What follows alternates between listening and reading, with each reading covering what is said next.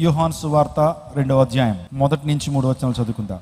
మూడవ దినమున గలిలయలోని కానాను ఊరిలో ఒక వివాహము జరిగింది. యేసు తల్లి అక్కడ ఉండెను. యేసును ఆయన శిష్యులను ఆ వివాహమునకు పిలువబడిరి. ద్రాక్షరసం అయిపోయినప్పుడు యేసు తల్లి వారికి ద్రాక్షరసం లేదని ఆయనతో చెప్పగా యేసు ఆమెతో అమ్మా నాతో నీకేమి, నా సమయం ఇంకనూ రాలేదను. చాలండి. ఈ లేఖన భాగం మనందరికీ చాలా సుపరిచితమైన లేఖన భాగం.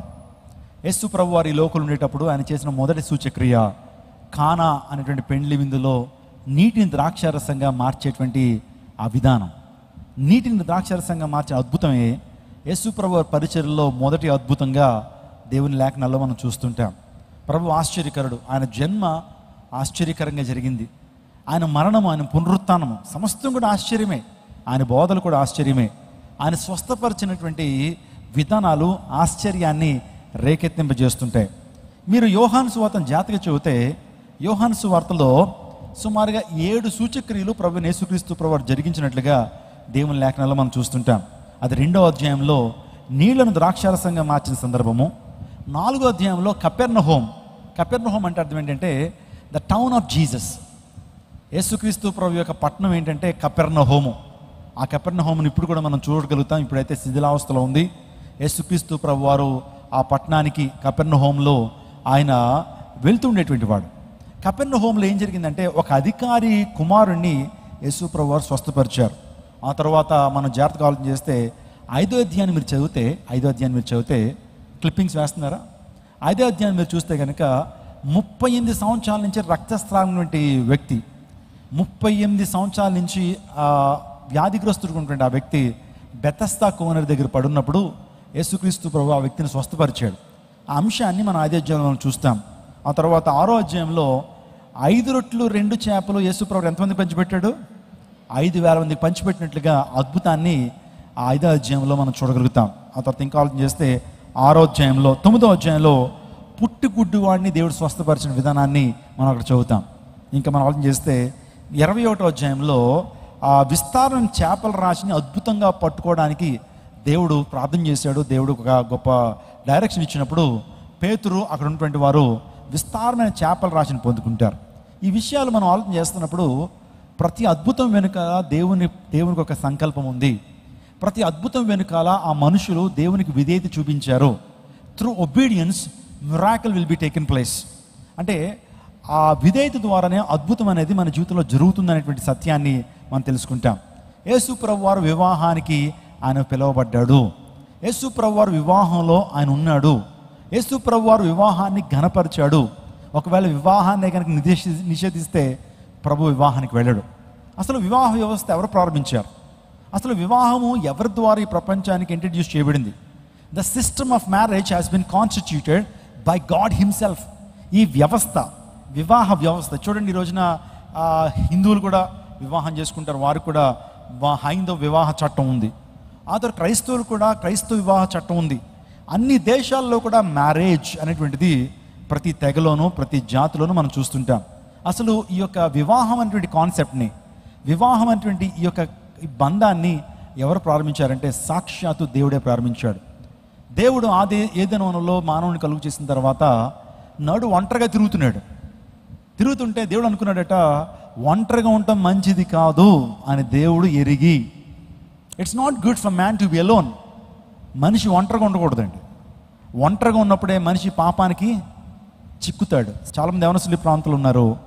మీరు ఆ యొక్క ఒంటరితనాన్ని మీరు జయించాలి. ఒంటరిగా ఉండడానికి ప్రయత్నం చేయొద్దు. ఒంటరిగా ఉన్నప్పుడే మనం శోధించబడతాం. ఒంటరిగా ఉన్నప్పుడే సాతాను మనం శోధిస్తాడు. అందుని బట్టి మీకు చక్కటి ఆధ్యాత్మిక స్నేహితులు, మంచి ఫెలోషిప్ నీకు ఉండాలి. ఎప్పుడు ఖాళీగా ఉన్నా సరే నువ్వు ఆధ్యాత్మికంగా నీకంటే ఎక్కువ స్థానంలో ఉన్నటువంటి వ్యక్తులతో నువ్వేం చేయాలి? సాంగత్యం చేయాలా. అంతేగాని లోకంతో సాంగత్యం చేసినప్పుడు నీలో ఉన్న ఆత్మీయత పడిపోతూ ఉంటుంది. లోకానుసారం వ్యక్తులతో నువ్వు సాంగత్యం చేస్తూ వారి మాటల్లో నువ్వు ఏకీవిస్తూ ఉన్నప్పుడు నువ్వు ఆత్మలో దిగజారుతుంటావు. అందుని బట్టి ఒంటరిగా ఉండటానికి వీల్లేదు. ఒంటరితనం చాలా చాలా ప్రమాదకరం. ఒంటరితనంలో అనేక మంది శోధించబడ్డారు. హవ్వ ఎప్పుడు శోధించబడింది? ఒంటరిగా ఉన్నప్పుడే. ఆ టైంలో సాతాను వచ్చేటప్పుడు, సర్పంగా వచ్చినప్పుడు హవ్వ దగ్గర ఆదాం లేడు. ఒంటరిగా ఉన్నప్పుడు అవ్వమ్మ శోధించబడింది. దావీదు ఒంటరిగా ఉన్నాడండి. రాజ్యంలో అందరూ కూడా యుద్ధానికి వెళ్ళారు, సైనికులందరూ యుద్ధానికి వెళ్ళారు. కానీ రాజు కూడా యుద్ధంలో ఉండాలి, కానీ యుద్ధానికి వెళ్లకుండా మిద్దెక్కాడు. సాయంకాలం చూడరాని దృశ్యాన్ని చూశాడు. నిజంగా పాపంలో పడిపోయాడు దావీదు. ఆలోచించేయండి, ఒంటరిగా దావీదు ఒంటరిగా ఉన్నప్పుడే శోధనలో పడ్డాడు. సంసోను కూడా ఒంటరిగా వెళ్ళాడు తిమ్నాత్కి. ఫిలిష్తీయుల ఆ స్త్రీ అనేటువంటి దెలీలా చేతికి చిక్కబడ్డాడు.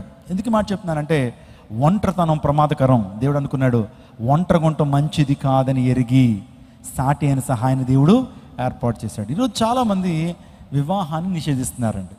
చాలామంది దేవుని సేవకులు ముందుకు వచ్చి మేము వివాహం చేసుకోవద్దని దేవుడు మాతో చెప్పాడు, వివాహాన్ని నిషేధిస్తున్నామని చెప్పి శోధనలో పడుతూ దేవుని నామానికి భయంకర అవమానాన్ని తీసుకొస్తున్న వారు ఉన్నారు. దేవుని లేఖనాలు జాగ్రత్తగా చూస్తే ఏమంటే దేవునితో నడిచినటువంటి హనోకు వివాహం చేసుకుని పిల్లల్ని కనలేదా? ఏమంటే దేవుని చిత్తం అండి వివాహం చేసుకోవడం. చాలామంది అనుకుంటారు వివాహం చేసుకుంటే బలహీనం అయిపోతాం, కుటుంబ బంధాల్లో మేము సరిగ్గా ముందుకు దేవునితో నడవలేమో అని చెప్పి తప్పుడు ఎంపికలు తీసుకుంటూ వారి జీవితంలో భయంకరమైన శోధనలో పడుతున్నటువంటి వారు లేకపోలేదు. నేను బైబిల్ గ్రంథంలో కొంతమంది ముందు పెడతాను. దేవునితో నడిచిన హనోకు వివాహం చేసుకుని పిల్లల్ని కనలేదా? కుటుంబ జీవితాన్ని కలిగలేడా? ఆ తర్వాత నోవహు, నీతిమంతుడైన నోవహు, నీతిమంతుడైన నోవహు కూడా భార్య ఉన్నారు, పిల్లలు ఉన్నారు. వివాహం చేసుకుని వివాహ బంధంలో దేవుని నామాన్ని మహింపరిచాడు. ఇంకా మనం ఆలోచన చేస్తే యోబు, ఆ దేశంలోనే గొప్ప యథార్థపరుడు, నీతిమంతుడు, యథార్థవంతుడైనటువంటి యోబు వివాహం చేసుకుని పిల్లల్ని కానీ దేవునితో నడవలేదా? ఆ తర్వాత మన పేట్రియాక్స్ ఉన్నారు. పేట్రియాక్స్ అంటే ఎవరు? పితరులు. ఎవరు మన పితరులు? ఎవరు? అబ్రహాము, ఇస్సాకు, యాకోబు. వీళ్ళు ఏమంటారంటే పేట్రియాక్స్ అంటారు ఇంగ్లీష్లో. మన పితరులు. వారు కూడా వివాహం చేసుకుని బిడ్డలను కానీ దేవునితో నడిచారు. ఇంకో మాట చెప్తున్నాను నేను, అపోస్తలుడు పేతురు కూడా వివాహం చేసుకుని నిజంగా దేవుని కృపలో నడిచాడు. పేతురు కూడా. వీరందరూ కూడా వివాహానికి వ్యతిరేకంగా మాట్లాడలేదు. నేను చెప్పినటువంటి వీరందరూ కూడా గొప్ప విశ్వాస వీరులు. చాలామంది రోజున బయలుదేరుతారు ఎమోషనల్గా డెసిషన్స్ తీసుకుని, ఆ తర్వాత దేవుని నామానికి అవమానం తీసుకొస్తున్నారు చాలామంది. వివాహం చేసుకునుట దేవుని చిత్తం. దేవుడు ప్రతి ఒక్కరిని కూడా వివాహం చేసుకోమని దేవుడు కోరుతా ఉన్నాడు. ఒంటరిగా ఉండటం మంచిది కాదు. ఈరోజు వివాహ వ్యవస్థలో ఏముండాలా? ఇక్కడ చాలామంది భార్యాభర్తలు ఉన్నారు. మీ జీవితంలో మీ యొక్క వైవాహిక జీవితం ఆశీర్వాదకరంగా, దీవెనకరంగా ఉండాలి అంటే, మీ కుటుంబం ఆశీర్వాదకరంగా ఉండాలంటే 7 సత్యాలు త్వరగా మీతో మాట్లాడతాను. మీ వైవాహిక జీవితం ఇంకా నూతన పరచబడాలంటే, మీరు ఆశీర్వదించబడాలి అంటే, మీ భార్యాభర్తలు ఇద్దరూ కూడా అన్యోన్యంగా జీవించాలి అంటే, మీ కుటుంబం ఒక ఆదర్శమైనటువంటి కుటుంబంగా ఉండాలంటే, బైబిల్ గ్రంథంలో చెప్పిన అకులా ప్రిసిల్లాల వలె మీరు ఉండాలంటే, ఇస్సాకు రెబ్కా వలె మీరు ఆదర్శమైనటువంటి జంటగా మీరు ఉండాలనుకుంటే, దేవుని వాక్యం నుంచి 7 విషయాలు చెప్తాను. 7 విషయాలు మీరు నేర్చుకున్నప్పుడు, 7 విషయాలు అవలంబించినప్పుడు దేవుని కార్యాలు మీరు చూస్తారు. మొదటిగా భార్యాభర్తలు ఉండాల్సింది ప్రేమ. భార్యాభర్తల మధ్య ఉండాల్సింది ఏంటి? మిక్కుటమైన ప్రేమను కలిగి ఉండండి. నీ భార్య వేరే శరీరం కాదు, ఇద్దరు కూడా ఏక శరీరం అవుతారన్నాడు. వివాహంలో, పరిశుద్ధ వివాహంలో భార్యాభర్తలు కూడా ఏక శరీరం అవుతారు. అంటే కేవలం శరీరాలు మాత్రమే కాదు, వారి యొక్క మనసులు కలుస్తాయి. నిజంగా వారిద్దరు కూడా ఏక శరీరమై ఐకమత్యంతో వారు జీవించాలని దేవుని యొక్క ప్రణాళిక. ఆలోచించేయండి, ప్రేమ కలిగి జీవించాలి. పెళ్ళైన కొత్తలో చాలా చక్కగానే ప్రేమగానే ఉంటారు, కానీ కొన్ని రోజులు అయిన తర్వాత భార్య నిష్ఠూరు పెట్టేటువంటి భర్తలు లేకపోలేదు. పెళ్ళైన కొత్తలో భర్తను చాలా గౌరవిస్తారు భార్యలు, కానీ పెళ్ళైన కొన్ని సంవత్సరాల తర్వాత భర్త అంటే అసలు గౌరవం లేకుండానే మాట్లాడుతుంటారు. ఇది కాదు పద్ధతి. దేవుని లేకుండా చెప్తా ఉంది మలాకి గ్రంథంలో. మనం జాగ్రత్తగా ఆలోచన చేస్తే, యవ్వన కాలమందు వివాహం చేసుకుని నీ భార్యను పరిత్యజించొద్దు, ఆమె నిష్ఠూర పెట్టద్దు, అది నా దృష్టికి భయంకరమైనటువంటి కార్యం అని దేవుడు మాట్లాడుతూ ఉన్నాడు. యవ్వన కాలంలో నీ భార్య, నీ భర్త చాలా చక్కగా కనిపించవచ్చు. యవ్వన కాలంలో ఉన్నప్పుడు చక్కగా నాజుగ్గా కనిపించవచ్చు నీ భార్య. కానీ పెళ్ళైన తర్వాత 2-3 ప్రెగ్నెన్సీల తర్వాత నీ భార్యలో అందం తగ్గుతుంది. కొద్దిగా అప్పటి వరకు స్లిమ్గా, మెరుపు తీగలో ఉన్నటువంటి నీ భార్య కొద్దిగా డ్రమ్ముగా తయారవచ్చు, లావుగా తయారవచ్చు. అంత మాత్రం ఆ టైంలో కనుక విడిచిపెడితే దేవుడు మాట్లాడుతున్నాడు, it's a terrible in the God sight. నా దృష్టికి అది చాలా భయంకరం అన్నాడు. యవ్వన కాలంలో చేసుకున్నావు, చక్కగా ప్రేమిస్తానే ఉన్నావు, కానీ కొంత వయసు అయిన తర్వాత ఆమెకు కష్టం వచ్చినప్పుడు, ఆమెకు బాధ వచ్చినప్పుడు, ఆమెకు వ్యాధి వచ్చినప్పుడు విడిచిపెట్టేయటం అనేటువంటిది చాలా భయంకరమైన కార్యం. నేను సహించను అంటున్నాడు దేవుడు. భార్యను పరిత్యజించుట నాకు అసహ్యము, భార్యను పరిత్యజించుట నాకు అసహ్యం, అలాగే భర్తను పరిత్యజించుట నాకు అసహ్యం అని దేవుడు మాట్లాడుతున్నాడు. ఇద్దరి మధ్య ప్రేమ, దేవుని ప్రేమ మీలో ఉన్నప్పుడు రోజు రోజు కూడా ప్రేమ అనేది అధికమవుతుంది. రోజు రోజు కూడా మీరు ఇద్దరి మధ్య అండర్స్టాండింగ్, మీ ఇద్దరు కలిసి ప్రార్థన చేస్తున్నప్పుడు మీలో ఉన్న ప్రేమ ఇంకా అధికమవుతుంది. లోక ప్రేమలు ఎలా ఉంటాయంటే, పెళ్ళైన కొత్తలో చాలా చక్కగా ప్రేమించుకుంటారు, కానీ పెళ్ళైన కొన్ని రోజుల తర్వాత ఆ ప్రేమ తరిగిపోతూ ఉంటుంది, ఆ ప్రేమ అరిగిపోతూ ఉంటుంది. కానీ దేవుల్లో మనము ఉన్నప్పుడు, యేసుని మనం కలిగి ఉన్నప్పుడు మన ప్రేమ రోజుకి నూతన పరచబడుతుంటుంది. స్తోత్రం చెప్పండి, హల్లెలూయా. ఇద్దరు కలిసి ప్రార్థన చేస్తున్నారా? ఇద్దరు కలిసి దేవుని మందిరానికి వస్తున్నారా? ఇద్దరు కలిసి భోజనం చేస్తున్నారా? దేవుడు గొప్ప వైవాహిక జీవితాన్ని అనుగ్రహించడంలో ఆయన ఉద్దేశం ఏంటంటే, నిజంగా దేవునికి ఒక ప్రత్యేకమైన ప్రణాళిక ఆయనకుంది. ప్రేమను కలిగి ఉండాలా, ప్రేమను కలిగి ఉండాలా. నాకు తెలిసినటువంటి ఒక దైవజనుడండి, వివాహం చేసుకుని 2 సంవత్సరాలు వారు కలిసి ఉన్నారు. ఆ తర్వాత ఆ స్త్రీకి లేకపోతే తన భార్యకు ఒక భయంకరమైన రోగం వచ్చిందండి. ఇంక బెడ్కి మాత్రమే పరిమితం అవ్వి ఉండాలా, ఇంకే పని చేయలేదు ఆమె. మొత్తం అంతా కూడా బెడ్ మీద జరగాల. మీరు నమ్ముతారండి, సుమారుగా ఆమెకు 68 సంవత్సరాలు వచ్చేంత వరకు తన భర్త తనకు తల్లిగా, తనకు తండ్రిగా, ఇంకా అన్నీ అయ్యుండి దగ్గరుండి చూసుకున్నాడండి. నిజంగా ఎంత ప్రేమ అంటే, నిజంగా దేవుడు మనల్ని కలిపాడు, దేవుడు మనందరినీ కూడా ఐక్యపరిచాడు. అనాదికాల సంకల్పం ద్వారా దేవతను మనందరినీ ఐక్యపరిచాడు. అందుని బట్టి ఆ ప్రేమను కనుపరిస్తే నిజంగా ఎంత మంచి అనుబంధం అండి అది. వాళ్ళిద్దరి మధ్య అనుబంధం చాలా గొప్పది. ఆ భార్య నుంచి శారీరకంగా అతను ఏం కోరుకోలేదు, కానీ దేవుడు మా యొక్క వైవాహిక జీవితాన్ని మెచ్చాలని తన భార్య కోసం సమస్తాన్ని ఆయన త్యజించుకుని, ఒక రకంగా చెప్పాలంటే భార్యను సొంత కూతురు వలె, భార్యను ఒక రకంగా చెప్పాలంటే చాలా ప్యాంపర్ చేస్తూ, తనకి ఏది కావాలో, ఏ టైం కావాలో అన్నీ సమకూరుస్తూ ఎంతో ప్రేమను వ్యక్తం చేశారండి. ఈరోజు మన జీవితాల్లో కూడా దేవుడు నీకు ఒక భార్యని ఇచ్చినప్పుడు ఆ భార్యని నిష్ఠూర పెట్టకూడదు. దేవుడు నీకు ఒక బహుమానంగా నీ భర్తనిచ్చినప్పుడు తను బాధ పెట్టకూడదు అనే విషయాన్ని మీకు జ్ఞాపకం చేస్తున్నాను. ప్రేమ కలిగి ఉండాలి. రెండోది, ఒక కుటుంబ జీవితాల్లో ఉండాల్సింది సంతృప్తి, సాటిస్ఫాక్షన్. అందరూ చెప్పండి. మీరు చూస్తున్నారు కదా, కంటెంట్మెంట్ అంటే సంతృప్తి కలిగి ఉండాలా. దేవుడు నీకు ఒక భర్తనిచ్చినప్పుడు ఆ భర్తే బెస్ట్ అని నువ్వు సంతృప్తి కలిగి ఉండాలా. ఆ తర్వాత నీ భార్య ఈ ప్రపంచంలో ది బెస్ట్ అని నమ్మాలా. ఈ ప్రపంచంలో ఎవరు అందగత్తి అంటే నువ్వు ఎవరిని చూపించాలా? సినిమా యాక్టర్లను చూపించి నాకు అందగత్తిగా కనబడుతుంది అనకూడదు. నీ భార్యే నీకు అందగత్తే. The most gorgeous woman in this earth is your wife. నీ భార్యే ఈ ప్రపంచంలో అందగత్తిగా నీకు కనిపించాలి. వేరే ఒకళ్ళు అందగత్తిగా నీకు కనిపించడానికి వీల్లేదు. అది దేవుని చిత్తము కాదు. అదే రీతిగా మీకు ఈ ప్రపంచంలో ఎవరు ద మోస్ట్ హ్యాండ్సమ్ పర్సన్ అంటే నీ భర్తే నీకు హ్యాండ్సమ్గా కనిపించాలి. నీ భర్తే నీకు హ్యాండ్సమ్. ఆ కంటెంట్ నీలో ఉండాలా. పెళ్ళైన తర్వాత మరలా ఏమండి, అసలు నువ్వు నిన్ను పెళ్లి చేసుకోకపోతే రాజకుమార్తెలు నా కోసం నాకు స్వయంవరంగా వచ్చారని మాట్లాడకూడదు. ఏమండి, కొంతమంది పెళ్ళి అయిపోయి ఒక 5-6 సంవత్సరాలు అయిపోతున్నా సరే నువ్వు తగలడ్డావు కానీ నాకు చాలా సంబంధాలు వచ్చాయి, అవి చేసుకుంటే బాగుండు అని అనకూడదండి. అర్థమైందా? దేవుడు నీకు ఇచ్చాడు భర్తను భార్యను ది బెస్ట్ అంతే. నీ మనసులో ఏమనుకోవాలంటే నా భర్త ఈ ప్రపంచంలో అందరికంటే బెస్ట్, నా భార్య ఈ ప్రపంచంలో అందరికంటే బెస్ట్ అని నమ్మాలి. ఆ కంటెంట్మెంట్ ఉండాలి. ఇంకొకటి, కుటుంబ జీవితంలో ఆర్థిక లావాదేవీల్లో ఏముండాలా? సంతృప్తి కలిగిన జీవితాన్ని జీవించాలని, సంతృప్తిని కలిగి ఉండాలి. దేవుడు నాకు ఇచ్చాడు, వీటిని బట్టి సంతృప్తిని కలిగి ఉండాలా. లేని వాటి కొరకు ఆశిస్తూ పక్కింటోళ్ళని చూసి వాళ్ళు ఏదో కారు కొనుక్కున్నారని, వాళ్ళు ఏదో ఫ్రిడ్జ్ కొనుక్కున్నారని, వాళ్ళు ఏదో ఇంటి స్థలం కొనుక్కున్నారని అది నువ్వు తెలుసుకుని నీ భార్య దగ్గరికి వచ్చి రోజు కూడా 20 సంవత్సరాల నుంచి ఉద్యోగం చేస్తాను, ఒక ఇల్లు లేదు, ఒక కారు లేదు, ఒక బంగ్లా లేదని చెప్పి శోధించకూడదు నీ భర్తని. నీ భర్త యొక్క ఆర్థిక లావాదేవీలు నీకు తెలుసు, నీ భర్త యొక్క ఉద్యోగ నేపథ్యం నీకు తెలుసు, ఆయన ఎంత సంపాదిస్తాడో నీకు తెలుసు, ఎన్ని EMIలు కడుతున్నాడో తెలుసు, ఎంత ప్రయాసపడి ఇంటిని కడుతున్నాడో నీకు తెలుసు. అయినా సరే వాళ్ళు వీళ్ళని చూసి, పుల్లుని చూసి నక్క వాత వేసుకున్నట్టు ఏం చేస్తున్నారు చాలామంది? సంతృప్తి లేకుండా, దేవుని స్థుతించకుండా చాలామంది భర్తలు నిష్ఠూరు పెడుతున్న భార్యలు లేకపోలే. జాగ్రత్త అమ్మా, నువ్వు సంతృప్తి కలిగి ఉండి, సంతుష్టి సహితమైన దైవభక్తి గొప్ప లాభ సాధకం. నువ్వు సంతృప్తి కలిగి ఉండి నేర్చుకోవాలా. Be content with what God has given you. దేవునికి ఇచ్చిన వాటి యందు మీరు సంతృప్తి కలిగి ఉండాలా. మూడోదిగా చెప్పాలంటే కుటుంబ జీవితాల్లో ఇంకా ఏముండాలంటే విశ్వసనీయత ఉండాలి. విశ్వసనీయత అంటే ఫెయిత్ఫుల్నెస్. విశ్వాసాన్ని కలిగి ఉండాలి. ఇంకా అనుమానాలకి ఇంకా తావు ఉండడానికి వీల్లేదు. నీ భార్యను నమ్మాలి, నీ భర్తను నమ్మాలి. ఒక కుటుంబం ఎంత అన్యోన్యంగా జీవిస్తున్నారండి, అది ఒక కుటుంబానికి నచ్చలా.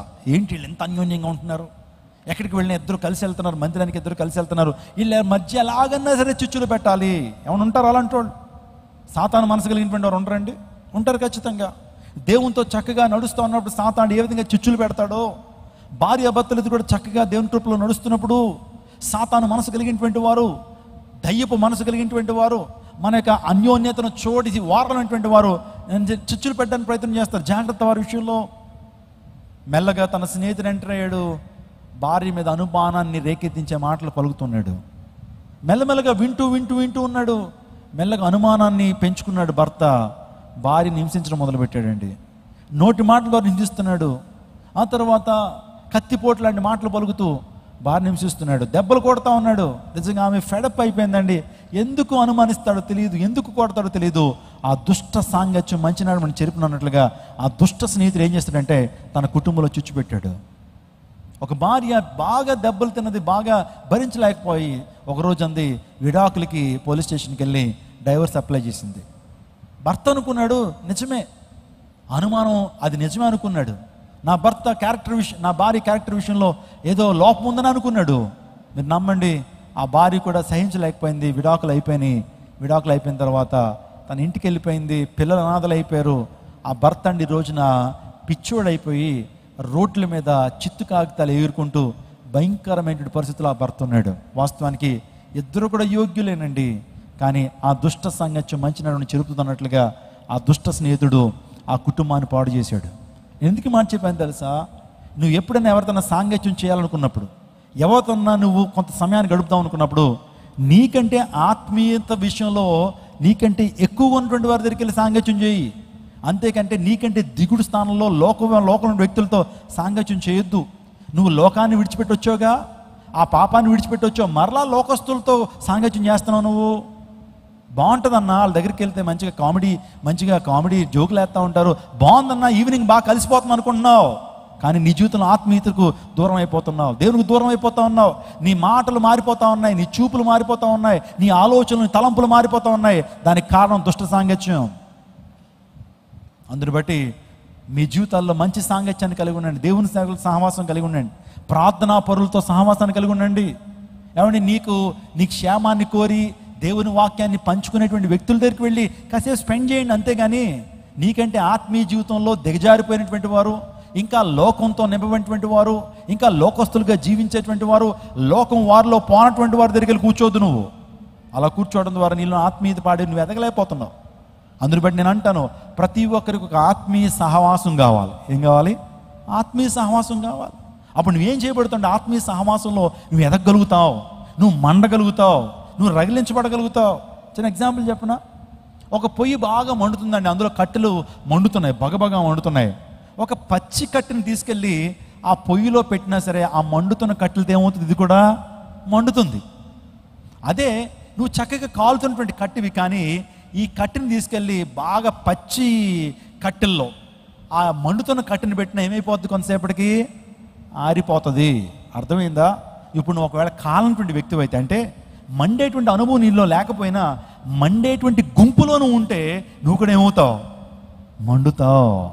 అర్థమవుతుందండి? అందుని బట్టే చక్కటి సహవాసం నీకు కావాలి, చక్కటి సహవాసం నాటబడాలి. ఎక్కడైతే దేవుని వాక్యం సుస్పష్టంగా నీకు అందించబడుతుందో, అపోస్తుల బోధ నీకు అందించబడుతుందో, ఎక్కడైతే ప్రార్థన గుంపు ఉంటుందో, దేవుని ఆత్మతో నింపబడినటువంటి సమూహంలో నువ్వు ఉంటే నువ్వు నీ కుటుంబం ఏం చేయగలుగుతారు? మండగలుగుతారు. అంతేకాకుండా ఏమండి, నామకార్థ సంఘాలకు వెళ్తూ అక్కడ అయ్యగారు ఏం చెప్తాడో మనకు అర్థం కాదు, అయ్యగారు ఏం మాట్లాడతాడో అర్థం కాదు. అటువంటి సంఘాలకు వెళ్ళి నువ్వు ఏ విధంగా దీవెన పొందుతావు, అటువంటి సంఘాలకు వెళ్ళి ఏ విధంగా నువ్వు ఆశించబడతావు, ఏ విధంగా నువ్వు మండగలుగుతావు, దేవుని కోసం ప్రజ్వలించగలుగుతావు. నేను ధైర్యంగా చెప్తున్నాను, క్రైస్ట్ టెంపుల్లో అనేక మంది నామకార్థ క్రైస్తవ జీవితాన్ని జీవించిన వారు ఈ ప్రాంతానికి అడుగు పెట్టారు. ఇప్పుడు గొప్ప ప్రార్థనా పరులుగా మారారు, స్వాతికులుగా మారారు, గొప్ప రోషంతో జీవించేటువంటి క్రైస్తవ జీవితాన్ని జీవిస్తారు. ఎందుకు తెలుసా? ఈ సంఘం మండేటువంటి సంఘం. స్తోత్రం చెప్పండి, హల్లెలూయా. అపోస్తుల బోధన అందించేటువంటి సంఘము. వాక్యం ద్వారా మనం ఏం చేయబడుతుంటే హెచ్చరింపబడుతుంటాం, దేవుని వాక్యం ద్వారా పురుకొల్పబడుతుంటాం, దేవుని వాక్యం చేత మనము మండగలిగేటువంటి అనుభవంలోకి వస్తుంటాం. కాబట్టి అందరూ మండుతున్నారు, తద్వారా దేవుని ఆశీర్వాదాలు మెండుగా పొందుకుంటున్నారు. మార్నింగ్ రాజేంద్ర ప్రసాద్ గారు రైల్వేస్లో ఆయన ఉన్నతమైన స్థానంలో ఉన్నారు. వారు అన్నయ్య గారు హైదరాబాద్ నుంచి వచ్చారండి. గుడ్ ఫ్రైడేకి వచ్చిన తర్వాత 7 మాటల్లో విన్నారు. ఆ రోజు దేవుని వాక్యం సుస్పష్టంగా అందించడం జరిగింది. అందించిన తర్వాత వారికి ఒక ఆలోచన వచ్చింది. చిన్నప్పుడు వారు ఎక్కడో ఒక సంఘంలో తెలియనటువంటి వయసులో వారికి రక్షణానుభవం లేకుండానే బాప్తిజం తీసుకున్నారు. అంటే బాప్తిజం అంటే ఏంటో తెలియదు, పాపక్షమాపణ అంటే ఏంటో తెలియదు. మా పెద్దోళ్ళు తీసుకోమన్నారు కాబట్టి చర్చ్ సభ్యత్వం కోసం తీసేసుకున్నారు. ఆ రోజు దేవుని వాక్యం సూటిగా స్పష్టంగా ఆయనతో మాట్లాడారు.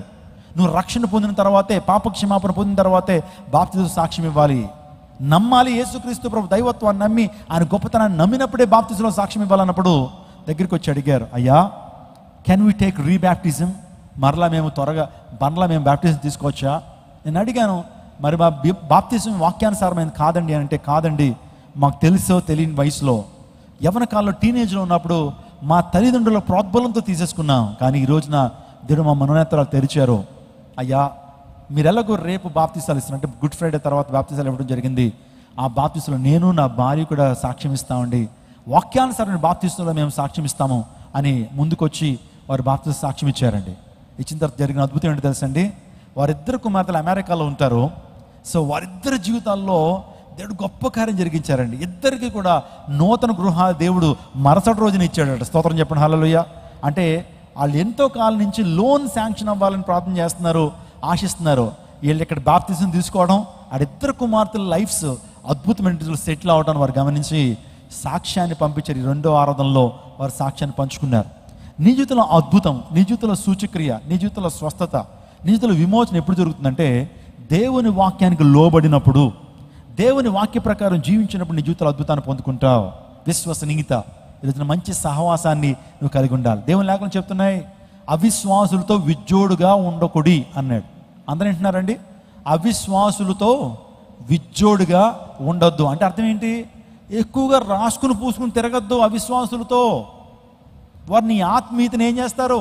పాడు చేస్తారు. ప్రార్థన చేసుకుంటాం అంటే అలాంటి ఊరుకోరా, ఇప్పుడేంటి ప్రార్థన, ఎప్పుడు పెడితే అప్పుడు ప్రార్థన అని అవిశ్వాసులు అంటారు, వెంటనే అంటారు. కానీ ఒక ఆత్మీయుడితో పంచుకున్నాం అనుకో, ఖచ్చితంగా ప్రార్థన చేద్దాం రండి అని చెప్పి ప్రార్థనలో నిన్ను ఇంకా ఏం చేస్తాడు? ఎంకరేజ్ చేస్తాడు. కాసేపు వాక్య ధ్యానం చేద్దాం, మన ఇద్దరు కూడా బైబిల్ స్టడీ చేద్దాం, ఒక భాగాన్ని చదివి ఇద్దరు కూడా డిస్కస్ చేద్దాం వాక్యాన్ని. సహోదరా నీకేమైనా డౌట్లు ఉంటే నాకు చెప్పు, నేను క్లారిఫై చేయడానికి ప్రయత్నం చేస్తాను. ఇద్దరం కూడా దేవుని సేవడి దగ్గరికి వెళ్దాం, దేవుని సేవడితో కాసేపు టైం స్పెండ్ చేసి మనం ఆత్మీయంగా ఇంకా ఎదుగుదాము అనేటువంటి ఆలోచన రావాలి. అవిశ్వాసులతో నువ్వు విజ్జోడుకున్నావు అనుకోండి, ఆ వ్యక్తి మొదలెడతాడు, సినిమా గురించి మొదలెడతాడు. అలా పలానా సినిమాలో పలానా హీరో ఏ బట్టలు వేసుకున్నాడు, ఏ యొక్క డైలాగులు చెప్పాడు, అవి మాట్లాడతాడు అవిశ్వాసి. ఆ తర్వాత రాజకీయాల దగ్గరికి వస్తాడు, ఆ తర్వాత క్రికెట్ మ్యాచ్ల దగ్గరికి వస్తాడు, ఇంకా లోకపరమైన మాటలన్నీ కూడా తీసుకొస్తాడు అవిశ్వాసి. కానీ విశ్వాసి ఏం మాట్లాడతాడు? విశ్వాసాన్ని మనలో పెంచేటువంటి మాటలు మనతో మాట్లాడతాడు. కాబట్టి మనం విశ్వాసంలో పెంచబడగలుగుతాం. విశ్వసనీయత మనం కలిగి ఉండాలా. 3వదిగా 4వదిగా భార్యాభర్తల మధ్య ఉండాల్సింది ఏంటనంటే 4వ నియమము స్వీకరించే మనసు. ఏమంటే రిసెప్టివ్ మైండ్ ఉండాలి. నీ భర్త ఏదైనా చెప్పినప్పుడు దాన్ని వినేటువంటి స్వభావం ఉండాలి. నీ భార్య నీ కోసం ఏదన్నా మంచి చెప్తే వినేటువంటి స్వభావం ఉండాలి. ఒకవేళ నీ భార్యే నీ ప్రవర్తన గురించి ఏదన్నా విషయం చెప్పింది అనుకోండి, అది దేవుని వాక్యానుగుణంగా ఏదన్నా చెప్పినప్పుడు నువ్వు దాన్ని ఏం చేయాలి? రిసీవ్డ్ మైండ్ ఉండాలి, రిసెప్టివ్ మైండ్ ఉండాలి, దాన్ని స్వీకరించేటువంటి మనసు కలిగి ఉండాలి. ఇప్పటికీ నా భార్య ఏదైనా వాక్యంలోంచి తీసుకొచ్చి అయ్యా మీరు ఇలా ఉండకూడదని అంటే ఖచ్చితంగా లోబడతాను కూడా. దేవుని వాక్యం మనకు పునాది, దేవుని వాక్యం మనకు టెక్స్ట్ బుక్. దేవుని వాక్య ప్రకారం జీవించినప్పుడు గొప్ప దీవెనను ఆశీర్వాదం పొందుకుంటాం. 5వదిగా కుటుంబ జీవితాలు ఉండాల్సినటువంటిది ఏంటంటే 5వదిగా సాత్వికం ఉండాలి. ఏముండాలా?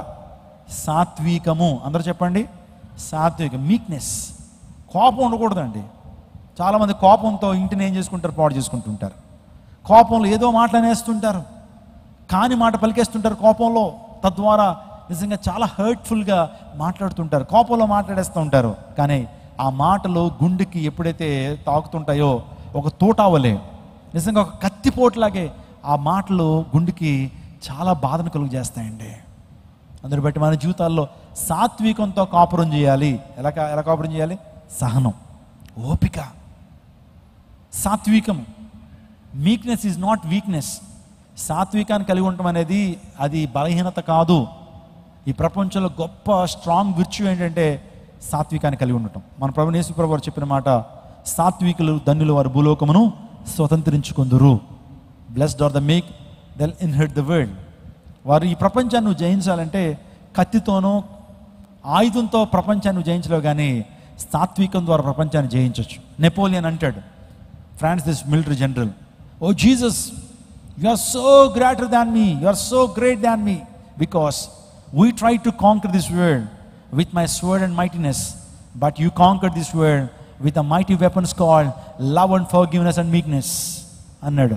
ఆ మాటకు అర్థం ఏంటంటే, ఓ యేసయ్య నువ్వే గొప్పోడవయ్యా, ప్రపంచాన్ని జయించిన నేను గొప్ప వీరుణ్ణి అవ్వచ్చు, కానీ ప్రపంచాన్ని నా కత్తి ద్వారా నా యొక్క బలం ద్వారా జయించలేకపోయాను, కానీ నీ సాత్వికం ద్వారా నీ ప్రేమ ద్వారా ప్రపంచాన్ని నీ యొక్క పాదాల కింద పాడేసుకున్నావయ్యా, నీ హస్తగతం చేసేసుకున్నావు ప్రపంచాన్ని నీ ప్రేమ ద్వారా సాత్వికం ద్వారా. తండ్రి వీరేమి చేస్తున్నారు వీరికి తెలియదు కనుక వీరిని క్షమించండి. సిరువులో ఉన్న వాళ్ళందరూ కూడా కదిలించబడతారండి ఆ మాటకు. ఈరోజు క్షమాపణ ప్రేమ ద్వారా ప్రపంచాన్ని మనము జయించవచ్చు. నీ భార్యని జయించాలన్నా, నీ కుటుంబాన్ని నువ్వు జయించాలన్నా, ఒక హీరోగా నువ్వు మారాలన్నా, నీలోన్న సాత్వికము ద్వారా, నీలోన్న ప్రేమ క్షమాపణ గుణం ద్వారానే అనేక మందికి నువ్వు ఆప్తుడుగా మారగలుగుతావు. అంతేగాని రుబాబు చేయటం ద్వారా, కత్తి ఖడ్గము వెపన్ పట్టుకోవడం ద్వారా ఏ వ్యక్తి కూడా మరొక వ్యక్తి యొక్క హృదయాన్ని గెలుచుకోలేడు. కానీ క్షమాపణ ద్వారా, సాత్వికం ద్వారా నువ్వు గెలుచుకోవచ్చు. సాత్వికాన్ని కలిగి ఉండాలా. ఏదైనా కోపం అండి, చాలామందికి కోపం గురించి మాట్లాడుతున్నప్పుడు సో ఈ యొక్క ట్రీ గురించి మాట్లాడు, యాంగర్ ట్రీ అంటారు. యాంగర్ ట్రీ గుర్తుపెట్టుకుంటారా? యాంగర్ ట్రీ, ట్రీకి ఏముంటుంది కింద? ఒక చెట్టు ఉందంటే దాని కింద ఏముంటాయి? వేర్లు ఉంటాయి. చాలామంది కూడా వేరులాగా చాలా అంశాలు కోపాన్ని ప్రదర్శించడానికి అవి దోహదపడుతుంటాయి. ఆఫీస్లో బాస్ తిట్టాడు అనేటువంటి ఒక అంశం ఒక వేరు, తన జీవితంలో విజయాన్ని సాధించలేకపోతున్న ఫ్రస్ట్రేషను, చాలా రకరకాల ఫ్రస్ట్రేషన్, రకరకాల కారణాలు ఉంటాయి. ఆ కారణాలన్నీ కూడా ఎలా మారుతాయంటే కాండంగా మారుతూ ఉంటుంది. అంటే ట్రంక్ ఉంటుంది కదండి, అది కోపాన్ని ప్రదర్శించేటువంటి ఆ తీరు అవ్వచ్చు. ఆ తర్వాత మీరు చెట్టు పైకి వెళ్ళిపోతే ఫలాలు ఉంటాయి 3. ఒకటి వేర్లు, రెండోది కాండము, మూడోది ఫలాలు. కోపం కూడా అలాంటిదే. ఏదో దాన్ని బట్టి నీకు కోపం వస్తూ ఉన్నప్పుడు ఆ కోపానికి పర్యవసానాన్ని గురించి కూడా ఆలోచన చేయాలి. దాని ఫలాలు. ఆఫీసులో బాస్ తిడతాడు, తిట్టిన తర్వాత బాస్ని ఏం అనలేవు నువ్వు. ఇంటికి వచ్చి భార్య తేరగా కనబడుతూ ఉంటుంది, భార్య మీద కేకలేసేస్తూ ఉంటాడు. అంటే వాస్తవానికి ఎక్కడది ఆ వేర్లు ఎక్కడున్నాయి? ఆఫీస్లో. నీ బాస్ తిట్టాడు, లేకపోతే నీ కొలీగ్ నీకు అతనికి సరైన సమాధానం లేక ఇద్దరు మాట్లాడుకున్నారు, ఇంటికి వచ్చేగానే భార్య మీద రుసరుసలాడతాడు భర్త. అంటే తన కోపాన్ని దేనికి, ఎవరి మీద ప్రదర్శిస్తాడు? భార్య మీద ప్రదర్శిస్తాడు. మరి భార్య కూడా భర్తను ఏమనలేదు కాబట్టి తన కోపాన్ని పిల్లల మీద ప్రదర్శిస్తుంది. అప్పుడే స్కూల్ బ్యాగ్ తీసుకుని వస్తూ ఉంటాడు కుర్రోడు, ఇంట్లో పాడే స్కూల్ బ్యాగ్ అటు పాడేసి సాక్సులు తీయకుండానే ఆ టేబుల్ మీద ఉన్నదని ఏదో తినడానికి ప్రయత్నం చేస్తాడు. ఈమెకి ఎక్కిపోద్ది, ఎక్కడ ఆల్రెడీ ఉంది. ఎవరన్నటువంటి మాటలో భర్త అంటున్న మాటలన్నీ కూడా ఆమె హృదయంలో ఉన్నాయి. పిల్లోడి మీద తీర్చేసుకుంటుంది, అక్కడ ఏదో గరిట తీసుకుంటుంది, అది అక్కడ ఏదన్నా చిన్న చీపురు గరిట తీసుకుని బాధేస్తుంది. ఎవరిని?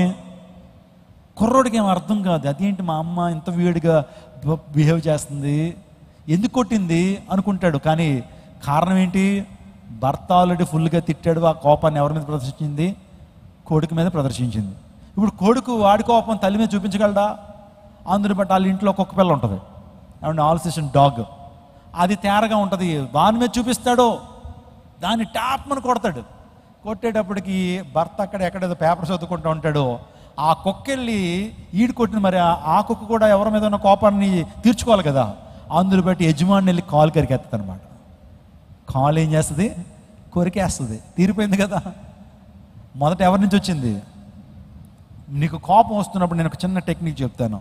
నీకు ఎప్పుడైనా ఎవరి మీద బాగా కోపం వచ్చింది, నీ భర్త మీదో, నీ భార్య మీదో, నీ తల్లి మీదో, నీ కూతురు మీదో బాగా కోపం వచ్చింది, అలాంటి టైంలో కళ్ళు మూసుకుని జస్ట్ 30 సెకండ్స్ 30 సెకండ్లు కళ్ళు మూసుకుని praise Lord, praise Lord, praise Lord, స్తోత్రం, స్తోత్రం అయ్యా, నీకు స్తోత్రం అయ్యా, నీకు స్తోత్రం అని నీకు నచ్చిన పాట ఏదో ఉంటుంది కదా. ఉంటుందా నీకు నచ్చిన పాట? ఎప్పుడు కూడా పాడుకుంటూ ఉంటావు. బాత్రూమ్కి వెళ్ళినప్పుడు, బైక్ మీద వెళ్తున్నప్పుడు, ఇంకా పురుషులైతే విజిల్ రూపంలో ఆ ప్రత్యేకమైన పాట పాడుకుంటుంటారు. అలా నచ్చిన పాట 30 సెకండ్లో పాడే. ఘోరమైన ప్రమాదాలు జరగకుండా నీ జీవితం ఎంతో ఆశీర్వాదకరంగా ఉంటుంది. ఆ 30 సెకండ్లు జయించలో నువ్వు, ఆ 30 సెకండ్లో జరగాల్సిన కీడంతా జరిగిపోద్ది. దేవుడు అంటున్నాడు, కయ్యను కోపమేలయ్యా, ఎందుకయ్యా కోపం? నీ అర్పణ అంగీకరించబడలేదు, నేను స్వీకరించలేదని నీ తమ్ముడిని చంపేస్తావా? ఏమండి, కయ్యను అర్పించిన అర్పణ దేవుని అంగీకారం కాలేదు, ఎందుకంటే కయ్యను మనసు సరిగ్గా లేదు. అందును బట్టి దేవుడు రిజెక్ట్ చేశాడు. He rejected his offering. అలాంటి టైంలో ఆ రిజెక్షన్లో, ఆ కోపంలో దేవుని మీద కోపాన్ని ఎవరి మీద తెచ్చేసుకున్నాడు? తమ్ముడి మీద తెచ్చుకున్నాడు. ఎందుకు కోపం? కుటుంబంలో సాత్వికంతో కుటుంబాన్ని నడిపించాలి తప్పించి కోపంతో కాదండి, కోపతాపాలు కాదు. ఆ తర్వాత ఆరుదిగా చెప్పాలంటే భార్యాభర్తలు ఇద్దరు కూడా మంచి క్వాలిటీ టైం స్పెండ్ చేయాలి. ప్రతిరోజు కూడా నువ్వు ఎంత బిజీ అన్నా కావచ్చు, వ్యాపారాలు ఎంత బిజీ అన్నా కావచ్చు, ఉద్యోగం చాలా బిజీ కావచ్చు, కానీ భార్యతో గడపాలి.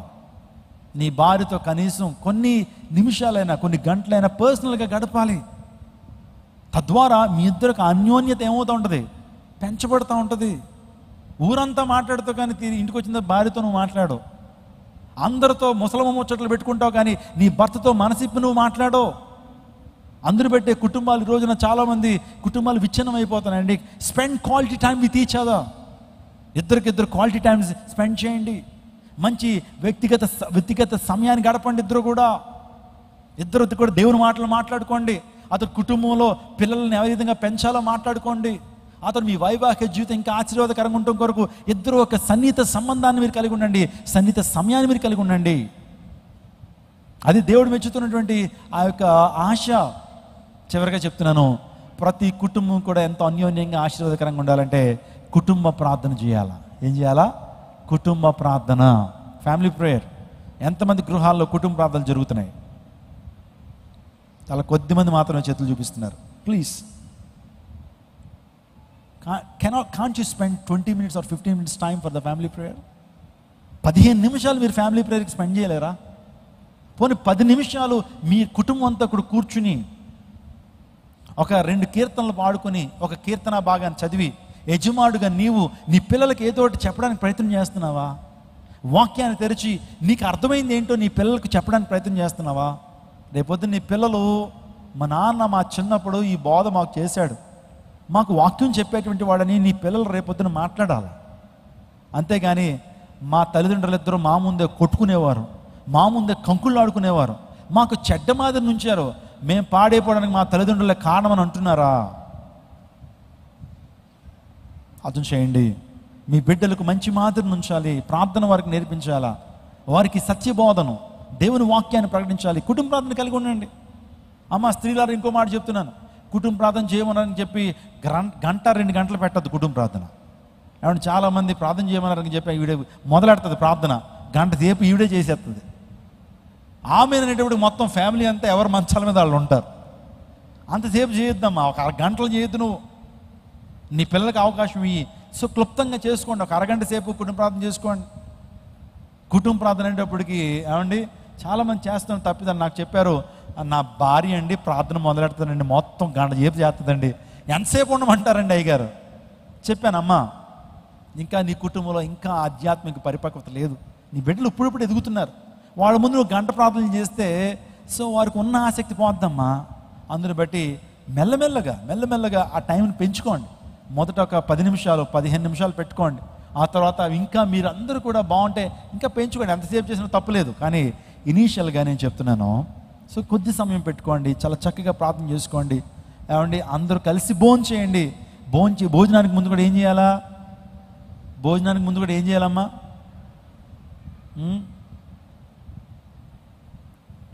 ప్రార్థన చేయాలి. నాకు ఆత్రం నీకు స్తోత్రం అన్నాడట ఒక ఆయన. ఏంటట ఆయన ప్రార్థన అది. ప్రభు నాకు ఆత్రం నీకు స్తోత్రం అని చెప్పి తినేసేవాడట. అది ప్రార్థన లేదు. మనం ఏం చేయాలి? భోజనానికి ముందు ఏం తింటున్నా సరే you just ask God to sanctify that food. ఆ ఫుడ్ని ఏం చేయమనాలి? పరిశుద్ధపరచమని అడగాల.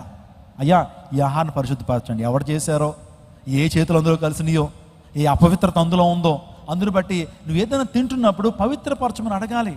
దేవుని స్తుతించాలి, లేనిటువంటి వారి కోసం ప్రార్థన చేయాలి. నేను ప్రతిరోజు నా భోజనం దగ్గర ప్రార్థన చేస్తాను, అయ్యా మా సంఘస్థులు ఎవరైనా సరే ఆఖరి కొరత ఉంటే కనుక ప్రభు వారికి ఈ ఆహారం దయచేయండి, ఇలాంటి ఆహారాన్ని దయచేయండి అయ్యా, వారి ఆకలిని తీర్చండి అయ్యా. Lord, I remember all the people who are not having this food. ఎవరికైతే ఇలాంటి ఆహారం లేదు, ఈ ఆహారం లేదో వారిని జ్ఞాపకం చేసుకోండి అయ్యా అని ప్రతిరోజు ప్రార్థన చేసుకుంటూ నేను భోజనం చేస్తాను. సో ఇలా కుటుంబాన్ని నడిచినప్పుడు కుటుంబం పరలోకపు నమూనా. స్తోత్రం చెప్పండి. సాతాను కుటుంబంలో చొరబడగలుగుతాడా? నీ కుటుంబంలోంచి దేవునికి స్తుతిధూపం బయటికి వెళ్తున్నప్పుడు, నీకు కుటుంబంలోంచి ప్రార్థనా ధూపం దేవుని సన్నిధికి వెళ్తున్నప్పుడు సాతాను ఇంట్లో చొరబడగలుగుతాడా? అపవాదికి చోటు ఇయ్యకుడి. అపవాదికి మనమే చోటిస్తాం, అప్పుడే వస్తాడు వాడు. అపవాదికి చోటు ఇయ్యకుడు అని దేవుని లేఖనం తెలుస్తుంది. కాబట్టి వివాహం అన్ని విషయాల్లో ఘనమైనది. వివాహంలో ఉండాల్సిన విషయాలు మీకు కొన్ని చెప్పాను. ఈరోజు నేను త్వరగా ఒక 5 minutesలో నా సందేశాన్ని ముగిస్తాను. ఇక్కడ మనం ప్రధానంగా చూడాల్సింది ఏంటంటే, ద్రాక్షారసం అయిపోయిందంట. చూడండి, ద్రాక్షారసం అయిపోయింది, వివాహం జరిగిపోయాను. ఆలోచించేయండి, ఆ రోజుల్లో వివాహం 7 దినాలు చేసేటువంటి వారు యూదులు. 7 దినాలు జరుగుతుంది. ప్రతిరోజు రాత్రి అనేక మంది వస్తుండేటువంటి వారికి ఆహారం పెడుతూ చక్కగా వాళ్ళకి ద్రాక్షారసాన్ని ఇస్తుండేటువంటి వారు. ఆ టైంలో ఈ యొక్క ద్రాక్షారసం అయిపోయిందట. ఆలోచించేయండి, ద్రాక్షారసం అయిపోయింది అంటే దాని అర్థం ఏంటంటే మానవ జీవితం అంతా కూడా కొరతలతో ఉంది. అంటే ద్రాక్షారసం అయిపోవడం అంటే అర్థం ఏంటంటే మనలో ఆనందం, మనలో సంతోషం. ద్రాక్షారసము మనలో ఆనందానికి, శాంతికి, సమాధానానికి సాదృశ్యం. మన జీవితంలో కూడా ద్రాక్షారసం అయిపోయింది. మన జీవితంలో కొరతలు ఉన్నాయి, మన జీవితంలో వేదనలు ఉన్నాయి, మన జీవితంలో నిట్టూర్పులు ఉన్నాయి, మన జీవితంలో ఆవేదనలు ఉన్నాయి, మన జీవితంలో కూడా ద్రాక్షారసం అయిపోయిన పరిస్థితి. ఏదైనా ఎలాంటి హృదయాల్లో నింపబడాలి. రాతి బాణలు అక్కడ కనబడుతున్నాయి. 6 రాతి బాణలు అక్కడ ఉన్నాయి. దేవుడు అంటున్నాడు 6 రాతి బాణలు నీళ్లతో నింపమని అన్నాడు. స్తోత్రం చెప్పండి, హల్లెలూయా. మన జీవితాల్లో కూడా ఈ నీళ్లు అనేటువంటివి, ఈ రాతి బాణలు అనేటువంటివి హృదయానికి సాదృశ్యం అయితే, నీరు అనేటువంటిది ఆత్మీయ ఆహారానికి సాదృశ్యం, అంటే వాక్యానికి సాదృశ్యం. మన హృదయాలు కూడా దేవునితో నింపబడాలి, వాక్యం చేత నింపబడాలి. నీ హృదయంలో ఏమున్నాయి? నీ గుండెల్లో ఏమున్నాయి? వాక్యం ఉందా? వాక్యం ద్వారా జీవించేటువంటి అనుభవాలు నీ జీవితంలో ఉన్నాయా? ఎవరైతే వాక్య ప్రకారం జీవిస్తారో దేవుడు వారిని ప్రత్యేకంగా దీవిస్తాడు. దేవుడు తన వాక్యను పంపించి వారిని బాగు చేసిన దేవుని నాకు తెలుస్తోంది. దేవుని వాక్యం వెల్లడెగుడుతోనే వెలుగు కలుగును. దేవుని వాక్యం వెల్లడితోనే వెలుగు కలుగుతుంది. దేవుని ఒక వాక్యం ద్వారా నీ జీవితంలో గొప్ప దీవెన, ఆశీర్వాదము. దేవుని వాక్యం అంటే దేవుడే. ఆది యందు వాక్యం ఉండే, నా వాక్యము దేవుని యొద్ద ఉండే, నా వాక్యము దేవుడే ఉండెను. ఆ వాక్యమే శరీరధారిగా కృపా సంపూర్ణంగా మన మధ్య నివసించింది. ఆలోచించేయండి, ఈరోజున దేవుడు నింపితే, ఆ హృదయాన్ని నింపితే అది శాశ్వత కాలం ఉంటుంది.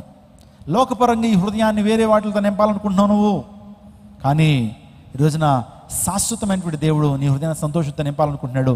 ఆ సంతోషం పరిపూర్ణమైనది, ఆ సంతోషం శాశ్వత కాలము ఉండేటువంటిది.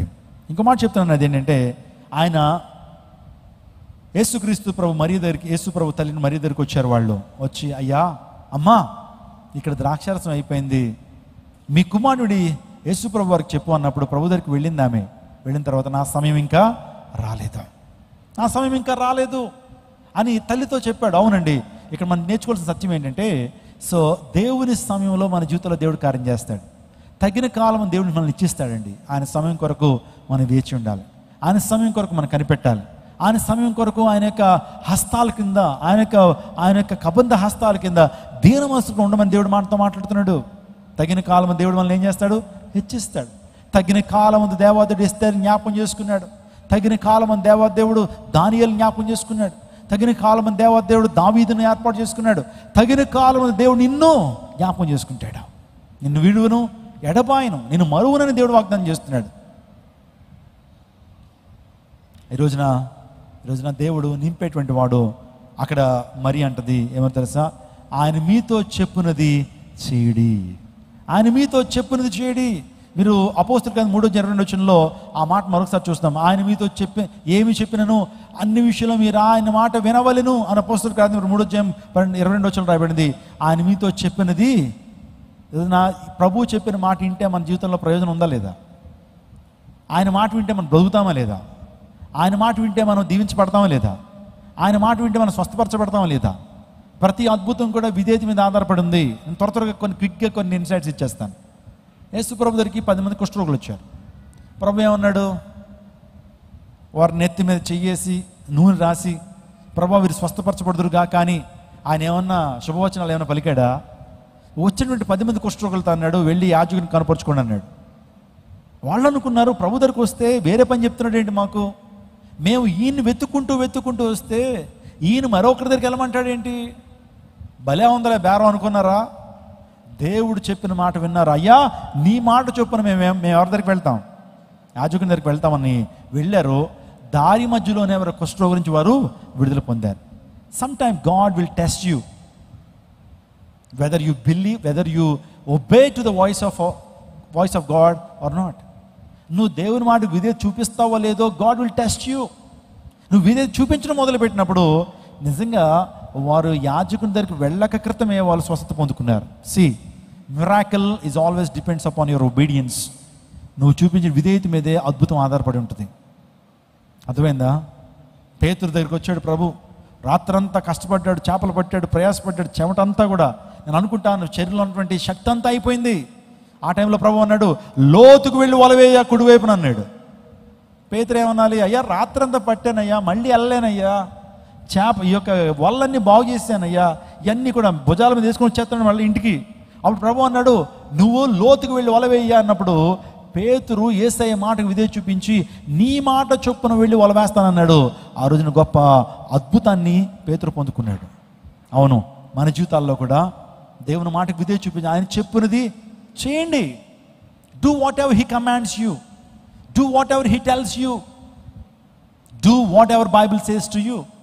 బైబిల్ ఏం చెప్తుందో అది చేయండి, మీ జీవితంలో దీవెన పొందుకుంటారు. మనం అన్నీ చేస్తాం, బంధువులు చెప్పిన మాటలు, స్నేహితులు చెప్పిన మాటలు అన్నీ చేస్తాం, కానీ దేవుని మాట మాత్రం వినం, దేవుని వాక్యం మాట వినం. అందుని బట్టే దీవెన పొందుకోలేకపోతున్నాం. ఆయన మీతో చెప్పినది చేయండి అని ఎప్పుడైతే అన్నాడో నిజంగా దేవుని కార్యాలు ఆ ప్రాంతంలో జరిగినాయి. ఇంకేం మాట చెప్తాను తెలుసా, ఆయన మీతో చెప్పినది చేయండి. అదే రీతిగా మత్తయి సువార్త 17:5 మత్తయి సువార్త 17:5 యేసు ప్రభువు వారు ఆయన రూపాంతర కొండ మీదకి వెళ్ళారు, తన శిష్యులతో పాటు వెళ్ళారు. వెళ్ళినప్పుడు అక్కడ మాట మనం చదువుతాం, మీరు ఒకసారి స్క్రీన్ వైపు చూడండి. మత్తయి సువార్త 17:5 ఈయన నా ప్రియ కుమారుడు, ఈయనందు నేను ఆనందించుచున్నాను, ఈయన మాట వినుడని ఒక శబ్దము ఆ మేఘముల నుండి పుట్టెను.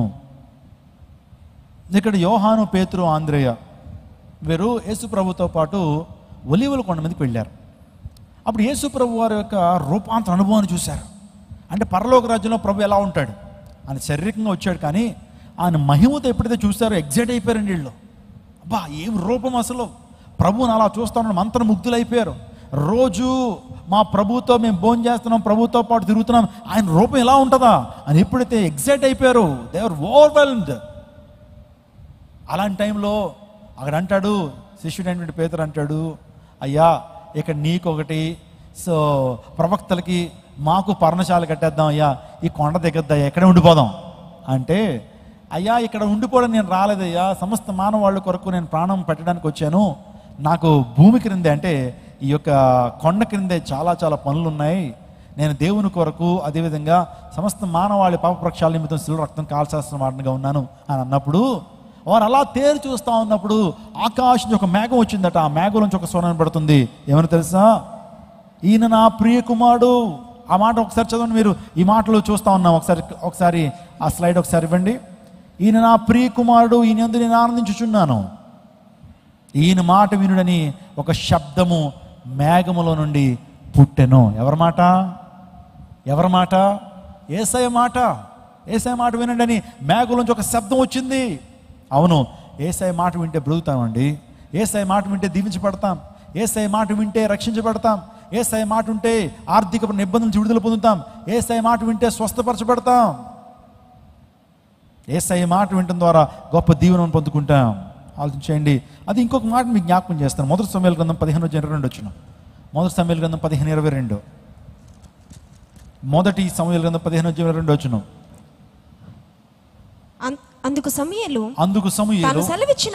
తన సెలవిచ్చిన ఆజ్ఞను ఒకడు గైకొనుట వలన యెహోవా సంతోషించినట్లు ఒకడు దహన బలులను అర్పించుట వలన ఆయన సంతోషించిన ఆలోచించుము బలులు అర్పించుట కంటే ఆజ్ఞను గైకొనుటయు పొట్టేళ్ల కొవ్వును అర్పించుట కంటే మాట వినుటయు శ్రేష్టము.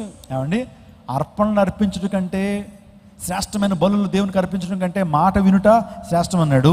ఆజ్ఞను గైకొనుట శ్రేష్టం అన్నాడు. మాట వినుట శ్రేష్టం అండి. ఆలోచించండి, ఏ తండ్రి తన కుమారులు ఎక్కువగా ఎవరిని ప్రేమిస్తాడంటే తన మాటకు విధేయత చూపించాడు కుమారుని ఎక్కువగా ప్రేమిస్తాడు. మన జీవితాల్లో ఒకటి దేవుని మాటకు విధేయత చూపించాలి. దేవుడు మన జీవితంలో కార్యాన్ని సఫలం చేస్తాడు. తగిన కాలం దేవుడిని హెచ్చిస్తాడు. ఇంకొక మాట నేను చెప్పి ముగిస్తాను. అదేంటంటే, దేవుడు నీ జీవితంలో నీ బ్రతుకును మార్చేటువంటి వాడు. ఆయన మోడు బారిన జీవితాన్ని చిగురింప చేయగలిగినటువంటి దేవుడు. నీటికి రంగు ఉండదు, రుచి ఉండదు, విలువ ఉండదు. కానీ ఆ రంగు, రుచి, వాసన, విలువ లేనటువంటి నీటిని దేవాదేవుడు రంగు కలిగిన ద్రాక్షరసంగా, రుచి కలిగిన ద్రాక్షరసంగా, విలువ కలిగిన ద్రాక్షరసంగా ప్రభు చేశాడు. ఈరోజున జనులను సజీవులుగాను మృతులుగాను చేయవాడు, దారిద్ర్యమును ఐశ్వర్యమును కలుగు చేయవాడు, కృంగ చేయవారిని లేవనెత్తువాడు ఆయనే దేవుని లేఖనం సెలవిస్తున్నాయి. సమస్తం మీద అధికారం కలిగినటువంటి దేవుడు. ఆయన కృంగిన వారిని బలపరిచేటువంటి దేవుడు. లేమి కలిగిన వారిని పెంట కుప్పల నుంచి ఆ దీనుల పైకి లేవనెత్తువాడు ఆయనే. నీ జీవితాన్ని మార్చేవాడు ఆయనే. ఒకవేళ నీ జీవిత దుర్పరిస్థితిలో ఉన్నావా, ఒకవేళ నువ్వు లేమిలో ఉన్నావా, కన్నీటితో ఈ ప్రాంతానికి వచ్చావా, నీటి వలె విలువ లేకుండా, రంగు లేకుండా, రుచి లేకుండా ఉన్నావా, దేవాదేవుడు నీ జీవితాన్ని రంగు కలిగిన జీవితంగా చేయగలడు. నా 17 సంవత్సరాలు నా జీవితంలో ఏ రంగు లేదు, మొత్తం బ్లాక్ అండ్ వైటే. కానీ ప్రభు చేతికి నా జీవితాన్ని ఎప్పుడు సమర్పించానో నా జీవితాన్ని చాలా కలర్ఫుల్గా చేశాడు. మీకు అందరికీ కలర్స్ చాలా ఇష్టం కదా, కలర్ఫుల్గా ఉండటం ఇష్టం. ఏమంటే కలర్స్ చూడాలని ఆశ మీకు ఉంటుంది. ఎందుకు చాలామంది ప్రకృతి రమణీయత ఎందుకు ఇష్టపడతారంటే కలర్స్ ఉంటాయి. అక్కడ పువ్వులు కానివ్వండి, చెట్లు కానివ్వండి, ఆకాశం చాలా నీలాకాశంలో ఉంటుంది. ఆ నిజంగా చాలా కలర్ఫుల్గా ఉంటాం, మనకి ఇష్టమే. మనం కూడా ఏమంటే రకరకాల రంగులు దుస్తులు వేసుకున్నప్పుడు ఎంత సంతోషిస్తాం కదండి. దేవాదేవుడు నిజంగా మన జీవితాన్ని సంతోషభరితంగా ఆనందంగా చేయవాడు ఆయనే. దేవుడు ఏకాంగులను సంసారులుగా చేయవాడు, బంధింపబడి వారిని విడిపించి వర్ధిల్లపజేసేటువంటి వాడిని దేవుని లేఖనాలు సెలవిస్తున్నాయి. ఆకలి కొన్న వారికి ఆహారం దయచేయను, యెహోవా బంధించబడిన వారిని విడుదల చేయను, యెహోవా గ్రుడ్డి వారి కన్నులు తెరవ చేయవాడు, యెహోవా కృంగిన వారిని లేవనెత్తువాడు, యెహోవా నీతిమంతులను ప్రేమించేవాడు. ఆమె చెప్పండి. యెహోవా పరదేశులను కాపాడువాడు, ఆయన తండ్రి లేని వారిని విధవరాండ్రులను ఆదరించేవాడు, భక్తిహీనుల మార్గము వంకర మార్గముగా చేయను. ఏమండి, భక్తిహీనుల మార్గాన్ని ఎలా చేస్తాడండి ప్రభు? వంకర మార్గం 146 కీర్తన మాట ఉంది. ఇరుకులో విశాలత కలుగు చేయవాడు ఆయనే, చీకట్లో వెలుగు పుట్టించేవాడు ఆయనే, దుఃఖాక్రాంతులను ఓదార్చేవాడు ఆయనే, బూడిదకు ప్రతిగా పూదండను, దుఃఖమునకు ప్రతిగా ఆనంద తైలమును, భారభరితైన ఆత్మకు ప్రతిగా స్తుతి వస్త్రమును వారి కిచ్చుటకు ప్రభు ఈ లోకానికి వచ్చాడు. హల్లెలూయా. నీ జీవితానికి విలువిచ్చేటువంటి వాడు అండి. నీ జీవితానికి ఘనత ఇచ్చేటువంటి వాడు. మట్ల ఆదివారం రోజున గాడిద ప్రభువును మోసింది. ఆ రోజు ఎంత ఘనత వచ్చింది ఆ గాడిదకి? ఆవిడ గాడికి ఏమైనా మంచి ఆహారం పెడతారండి? ప్రభువు దగ్గర ఉంది కాబట్టి ప్రభువుతో పాటు మంచి ఆహారం తినేసింది అది. గాడిద ముందు ఎవరైనా సరే వారు పై వస్తారని పరుస్తారండి. ఆవిడ మురికి బట్టలన్నీ దాని వీపు మీద వేస్తారు, అంతేగాని మంచి బట్టలు తన కాళ్ళ మీద వేస్తారా? ఎందుకు? ఆ గాడిద కాళ్ళ ముందు మంచి బట్టలు వేశారు. ఆ గాడిదకి ప్రభువుతో పాటు ఘనత ఎందుకు వచ్చిందంటే ప్రభువును మోస్తుంది కాబట్టి. నువ్వు కూడా ప్రభువును మోస్తే లోకంలో ఘనత, నువ్వు కూడా ప్రభువును మోస్తే పరలోక రాజ్యంలో ఘనత. తండ్రి అయినటువంటి దేవుడు నీకు ఘనత ఇవ్వాలి అంటే నువ్వు ఈ లోకంలో యేసును మోయాలి. రేపొద్దున తండ్రి అయినటువంటి దేవుడు పరలోక రాజ్యంలో ధవళ సింహాసనం మీద కూర్చొని పెట్టాలంటే ఈ లోకంలో నువ్వు యేసును మోయాలి. మోస్తున్నావా? యేసు సేవ చేస్తున్నావా? యేసే పరిచయం చేస్తున్నావా? యేసు కోసం మాట్లాడుతున్నావా? యేసుకు ఒక గంట ఏమన్నా చెమట ఏమన్నా నువ్వు ఓడుస్తున్నావా? యేసు కొరకు, యేసే సువార్త కొరకు ఏమన్నా చేస్తున్నావా? అలా చేసినప్పుడు నువ్వు యేసేను మోసేడు గాడిదగా ఈ లోకంలో ఉంటే కనుక పరలోక రాజ్యంలో ఆ ధవళ సింహాసనం ముందు తండ్రి అయినటువంటి దేవుడు నిన్ను ఎక్కిస్తాడు. ఒక క్రొత్త రాత్రి నీకు ఇస్తాడు, తెల్లటి వస్త్రాన్ని నీకు ఇస్తారు. ఎప్పుడంటే నువ్వు దేవుని మోసేటువంటి వ్యక్తిగా ఉండాలి. ఎవరిని మోస్తున్నావు? సాతాను గాడిని మోసావనుకోండి, నువ్వు ఆ నెత్తి మీద నువ్వు ఎక్కించుకున్నావు అనుకోండి, ఆడు కంట్రోల్ చేస్తా అంటాడు. నడు అంటాడు. ఇప్పుడు ఎక్కడికి? బార్ షాప్కి నడు అంటే సాతాను గాడిని మెడల మీద ఉంటాడు కదా, ఆడు అంటాడు ఇప్పుడు నడు బార్ షాప్ కంటే నువ్వు బార్ షాప్కి వెళ్తావు. సినిమా హాల్కి వెళ్ళండి, సినిమా హాల్కి వెళ్తుంటా, కానీ ప్రభువును మోసేటువంటి వ్యక్తిగా ఉన్నట్లయితే ప్రభువుని దీవిస్తాడు, ఆశీర్దిస్తాడు, ఉన్నతమైన స్థానానికి నడిపిస్తాడు. నీ విలువ పెరుగుతుంది. మనకు విలువ వచ్చేది యేసు ప్రభువుని బట్టే. మనకు విలువ వచ్చేది యేసుక్రీస్తు ప్రభువుని కలిగి ఉంటుంది వారే. చైనా వార్ జరుగుతుందండి. భారత్ చైనా వార్ జరుగుతున్నప్పుడు చైనా వాళ్ళు కొంతమంది సోల్జర్స్ని పట్టుకున్నారట. పట్టుకుని వాస్తవానికి వారి యొక్క అబంధాస్తాలకు వెళ్ళిపోయారు కాబట్టి వాళ్ళని ఇండియన్ సోల్జర్ని చంపేస్తారు, ఎందుకంటే వారికి శత్రువులు కాబట్టి. ఆ బార్డర్లో నిలబెట్టారట వరుసగా. Commander in chief, China commander in chief వచ్చాడు. వస్తే భారతీయ సైనికులు అలా ఉన్నారట. ఇంకా షూటింగ్ ఆర్డర్స్ ఇచ్చేద్దామని చెప్పి ఒక్కొక్కరి దగ్గరికి వెళ్తా ఉన్నాడు. ఆ టైంలో ఒక వ్యక్తి యొక్క ఈ యొక్క పాకెట్లో క్రొత్త నిబంధన బైబిల్ ఉందట. ఎవరిది? ఒక ఇండియన్ సోల్జర్ తన యొక్క పైన ఒక క్రొత్త నిబంధన బైబిల్ పెట్టుకున్నప్పుడు దగ్గరికి వచ్చాడట. కమాండర్ ఇన్ చీఫ్ వచ్చి ఒకే ప్రశ్న అడిగాడట, ఆర్ యూ క్రిస్టియన్ అన్నాడట. ఆర్ యూ ఏ క్రిస్టియన్ అన్నాడట. ఎస్ ఐఎమ్ క్రిస్టియన్ సార్ అంటే వెంటనే కమాండర్ ఇన్ చీఫ్ అన్నాడట, ఈ ఒక్క వ్యక్తిని మీరు క్షేమంగా ఇండియా బార్డర్లో విడిచిపెట్టి వచ్చేయండి అన్నాడట. ఈ ఒక్క వ్యక్తిని ఈ యొక్క బార్డర్లో విడిచిపెట్టి వచ్చేయండి అన్నప్పుడు అలాగే సార్ అని చెప్పి ఆ వ్యక్తిని అలా విడిచిపెట్టిన టైంలో ఆ కమాండర్ని చెప్పాడు, షూటింగ్ ఆర్డర్స్ ఇచ్చి వీళ్ళందరినీ చంపారన్నాడట. నేను నిజంగా జరిగిన సంఘటన చెప్తున్నాను. ఆ వ్యక్తి సాక్ష్యాన్ని పంచుకున్నాడు ముంబైలో. ఆ రోజున నేను యేసుక్రీస్తు ప్రభు వాక్యాన్ని నా పాకెట్లో పెట్టుకున్నాను, క్రొత్త నిబంధనను. ఆ దేవుని వాక్యమే నన్ను బ్రతికింపజేసింది. ఆ వాక్యమే నన్ను ఆ రోజున ఏం చేసింది? బ్రతికింపజేసింది. ఒకవేళ అది గనక లేకపోతే ఆ వ్యక్తి ఆ ప్రశ్న అడిగేవాడు కాదు, నేను రక్షించబడేవాడిని కాదని సాక్ష్యం చెప్పాడు. సమ్ టైమ్స్ దేవుడు నిన్ను రక్షిస్తాడు. ఆయన నామాన్ని నువ్వు ధరించిన వ్యక్తివైతే, ఆయన నామాన్ని మోసిన పెట్టి వ్యక్తివైతే నువ్వు దీవించబడతావు, ఆశించబడతావు. ఇంకొక విషయం చెప్తాను. మీకు అందరికీ కూడా ముంబై దాడులు, పాకిస్తాన్ నుంచి ఒక టెర్రరిస్ట్ వచ్చాడు. ఆ వ్యక్తి పేరు కసబ్, తెలుసు కదా మీకు? కసబ్ ముంబైలోకి వచ్చి తాజ్ హోటల్లోకి దూరి కనిపించిన వాడిని సైతం కాల్ చేస్తున్నాడు కసబ్, అతని టీం. ఇంకా భారతదేశం ఉలిక్కిపడిందండి. ఎందుకంటే హాస్పిటల్లోకి వెళ్తున్నారు, కనిపించిన వాడిని సైతం కనిపించినట్టు కాల్ చేస్తున్నాడు కసబ్, అతని యొక్క అనుచర బృందం. ఆ క్లిప్పింగ్స్ మనం చూస్తాం. చాలా భయంకరమైనటువంటి దాడులు జరిగినాయి. మీరు కనుక ముంబై వెళ్తే తాజ్ హోటల్ ఉంటుంది. ఆ తాజ్ హోటల్ చాలా చాలా ప్రసిద్ధి చెందినటువంటి హోటల్. అది చాలా ప్రెస్టీజియస్ హోటల్. మీరు చూస్తున్నారు, ఇదే తాజ్ హోటల్ అండి. ఈ తాజ్ హోటల్లో వారు దుండగులు లేకపోతే టెర్రరిస్టులు చేరి, మీరు చూస్తున్నారు, ఈ స్క్రీన్స్కి ఇవ్వండి ఒకసారి, ఈ స్క్రీన్కి ఇవ్వండి. ఈ వ్యక్తినండి కసబ్, చాలా యంగ్స్టర్ ఉన్నాడు కదండి.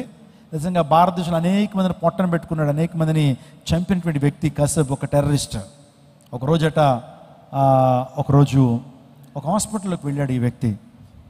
హాస్పిటల్లో చాలామంది పేషెంట్లు ఉంటారు, పేషెంట్లు చూడడానికి చాలామంది వస్తారు. అలాంటి టైంలో అదే హాస్పిటల్లో ఒక దేవుని బిడ్డ, ఒక దేవుని నామాన్ని మోస్తున్నటువంటి బిడ్డ, అతని పేరు సైమన్. ఎవరినో చూడడానికి వచ్చాడట. చూసేటప్పటికి కాల్పులు వినపడుతున్నాయి. ఏంటి టెర్రరిస్టుల యొక్క యాక్టివిటీ అని చెప్పి ఆ సైమన్ ఒక ప్రాంతంలో ఒక రూమ్లోకి వెళ్ళిపోయి ఆ ఒక కర్టెన్ వెనకాల ఇలా దాక్కుంటే అదే టైం కసబ్ అదే రూమ్కి వచ్చాడట. వచ్చి వెంటనే ఎక్కడున్నారు మనుషులు అని చెప్పి వెతుకుతా ఉన్నాడు. వెతుకుంటూ కనిపించినట్టు కాల్ చేస్తున్నాడు కసబ్. ఆ టైంలో కట్టిని ఇలా తీగానే మీరు చూస్తున్నారు కసబ్ యొక్క యాక్టివిటీస్. అతని చేతిలో తీసినటువంటి ఫోటోగ్రాఫ్స్ మీకు అందరికీ కూడా లభ్యమవుతూ ఉంటాయి. ఉరిశిక్ష వేస్తారనుకోండి భారత ప్రభుత్వము పట్టుకుని. సో ఒక కర్టిన్ వెనక ఇలా దాక్కుని ఉంటే కసబ్ వెంటనే ఇలా తీసేటప్పటికి సైమన్ ఇలా దాక్కుని ఉన్నాడు. అంతలోనే సైమన్ ఆ ప్రక్కనట ఈ హాస్పిటల్లో ఉన్నటువంటి ఆ సిజర్స్ పక్కన కనిపించినాయట. ఆ యొక్క కసబ్ ఎప్పుడైతే లోపలికి వచ్చాడో నన్ను ఎక్కడ షూట్ చేస్తాడని చెప్పి ఆల్రెడీ వెపన్ పట్టుకున్నాడు ఆ వ్యక్తి. ఒక కత్తిరి పట్టుకుని రాగానే పొడి చేద్దామని ఆలోచనతో ఉన్నాడు సైమన్. అలాంటి టైంలో దేవుడు అంటున్నాడట, కత్తి పట్టుకున్నవాడు కత్తితోనే నాశనం అవుతాడు, నా మీద ఆధారపడలేవయ్యా అని ప్రభు మాట్లాడినప్పుడు ఆ కత్తిరి పక్కన పెట్టగానే వెంటనే ఈ కత్తిని ఇలా తీసాడట. కసబ్ తీసగానే వెంటనే ఆ యొక్క వెపన్ ఆన్ చేశాడు, ఫైర్ చేయటం మొదలెట్టాడంటే. ఫైర్ చేస్తున్నాడు, ట్రిగర్ మీద ఆ ట్రిగర్ నొక్కుతున్నాడు, కానీ బుల్లెట్ మాత్రం బయటకు రావట్లేదు. వెంటనే మళ్ళీ చెక్ చేసాడు, మళ్ళీ ఫైర్ చేసి స్టార్ట్ చేశాడట. బుల్లెట్ మాత్రం రావట్లా. సైమన్కి ఏం అర్థం కావట్లేదు, ఏంటి బుల్లెట్ రాకపోవడం ఏంటి. They are very professional in shooting. ప్రతి టెర్రరిస్ట్ కూడా చాలా ప్రొఫెషనల్గా ఉంటాడు. ఏంటి ఇలా జరుగుతుంది అనుకునేటప్పటికి ఆ టైంలో అక్కడి నుంచి తప్పించుకుని బయటకు రావడం జరిగిందట. ఆ సాక్ష్యాన్ని CNN అనేటువంటి ఒక న్యూస్ ఛానల్కి సైమన్ ఇంటర్వ్యూలో చెప్తా ఉన్నాడు, ఆ రోజు నన్ను కాపాడింది యేసయ్యే, ఆ రోజు నన్ను కాపాడింది యేసయ్య. సైమన్ సాక్ష్యం చెప్తున్నాడు, కసబ్ చేతుల్లోంచి నేను ఏం చేయబడ్డాను, రక్షించబడ్డాను. రక్షింపు నేరకున్నట్లు యెహోవా హస్తము కొరచ కాలేదు, విన నేరకునేల చెవులు మందం కాలేదు. దేవుడిని ఘనతిస్తాడు. ఒక నీ జీవితం నీటి వల్లే రంగు లేకుండా, రుచి లేకుండా, వాసన లేకుండా, విలువ లేకుండా ఉన్నట్లయితే యేసయ్య నీ జీవితం ద్రాక్షారసంగా మార్చగలడు. విలువైనటువంటి కృప నీకు అనుగ్రహించగలడు. దేవుడు అటువంటి కృప నీకు అనుగ్రహించును గాక. తల్ల వంచని ప్రార్థన చేద్దాం. అందరికీ శుభవార్త. ప్రతి ఆదివారం 10,000 మంది ఒక చోట చేరి దేవుణ్ణి ఆరాధిస్తున్న జీవం గల దేవుని సంఘం. స్వస్థత, విడుదల, అభిషేకం పొందాలనుకుంటున్నారా? దురాత్మ శక్తుల నుంచి విడుదల కావాలా? ఆర్థిక ఇబ్బందుల నుంచి విడుదల కావాలా? సంతానలేమితో బాధపడుతున్నారా? కుటుంబ సంక్షేమం కొరకు ప్రత్యేక ప్రార్థనలు కోరుకుంటున్నారా? శాంతి లేక ఆత్మహత్య చేసుకోవాలనుకుంటున్నారా? నిజమైన ఖచ్చితమైన వాక్యం చేత బలపడాలని ఆశిస్తున్నట్టయితే రండి. క్రైస్ట్ టెంపుల్ మీ కొరకే. ప్రతి ఆదివారం 4 ఆరాధనలు జరుగుతున్నాయి. మొదటి ఆరాధన ఉదయం 6 గంటలకు, రెండవ ఆరాధన ఉదయం 8 గంటలకు, మూడవ ఆరాధన ఉదయం 10 గంటలకు, నాల్గవ ఆరాధన సాయంత్రం 6:30 జరుగును. స్థలం Christ temple, Mary Stella indoor stadium, Pantakaluva road, NTR circle, Vijayawada. ముఖ్య ప్రసంగికులు ప్రపంచ వ్యాప్తంగా వాక్యమునందించి కోట్లాది మందికి దీవెనకరముగా ఉన్న మన దైవజనులు రెవరెండ్ డాక్టర్ పాల్ ఇమాన్యుయల్ గారు మరియు నిస్సీ పాల్ గారు శక్తివంతమైన సందేశాలను అందించి ప్రతి ఒక్కరి కొరకు ప్రత్యేక ప్రార్థనలు చేయుదురు. హృదయాలను హత్తుకునే అద్భుతమైన స్తుతి ఆరాధన సాక్ష్యాలు, ప్రతి విశ్వాసిపై ప్రత్యేక శ్రద్ధ, గృహ దర్శనాలు, ఇంకా మరెన్నో. ప్రతి ఆరాధనలో 1000 మంది ప్రజలు పాల్గొంటూ ఆత్మీయముగా బలపడుచున్నారు. పాటలు, ఆరాధన, వర్తమానముల ద్వారా దేవుని ఆత్మీయ కార్యములు అనేకులు పొందుకుంటున్నారు. విజయవాడ చుట్టుపక్కల ప్రాంతాల నుంచే కాక 100 కిలోమీటర్ల దూరం నుంచి ప్రజలు వచ్చి ఆత్మీయ మేలులు పొందుచున్నారు. ప్రతి ఆదివారం హోలీ కమ్యూనియన్ సర్వీస్. దూర ప్రాంతము నుండి వచ్చు వారికి ప్రేమ విందు కలదు. కుటుంబాలతో రండి. దేవుడిచ్చే గొప్ప రక్షణ, స్వస్థత, అభిషేకాన్ని పొందుకొనండి. రండి, మీ దుఃఖము నాట్యముగా మార్చబడును. మరిన్ని వివరాలకు సంప్రదించండి 8862767777.